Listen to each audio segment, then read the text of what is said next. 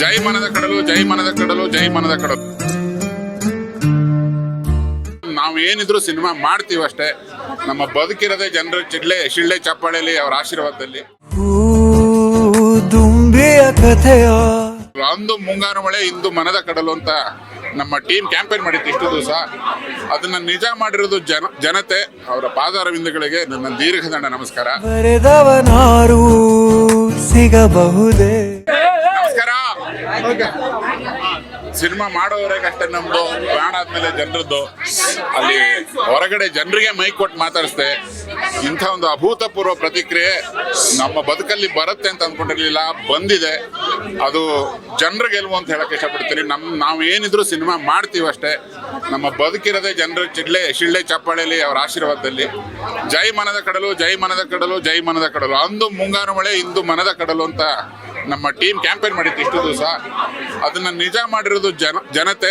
ಅವರ ಪಾದಾರವಿಂದಗಳಿಗೆ ನನ್ನ ದೀರ್ಘದಂಡ ನಮಸ್ಕಾರ. ಮತ್ತೊಮ್ಮೆ ಮಗದೊಮ್ಮೆ ಮನದ ಕಡಲು ನೋಡಿ. ಇದು ನಿಮ್ಮ ಚಿತ್ರ, ನಮ್ದು ಯಾರ್ದು ಅಲ್ಲ. Thank you so much. ನೀನ್ ಮಾತ್ರ ಮಾಡ್ತಿರೋದು. ಈ ಸಿನಿಮಾ ನೋಡಿದ್ಮೇಲೆ 18 ವರ್ಷ ಹಿಂದೆ ಹೋದ್ರಂತೆ, 18 ವರ್ಷ ಮುಂದೆ ಕೂಡ ಹೋಗ್ತಾರಂತೆ. ತುಂಬಾ ಸೈದ್ಧಾಂತಿಕವಾದಂತ ಮಾತು ಈ ಕ್ಲೈಮ್ಯಾಕ್ಸ್ ನೋಡಿದ.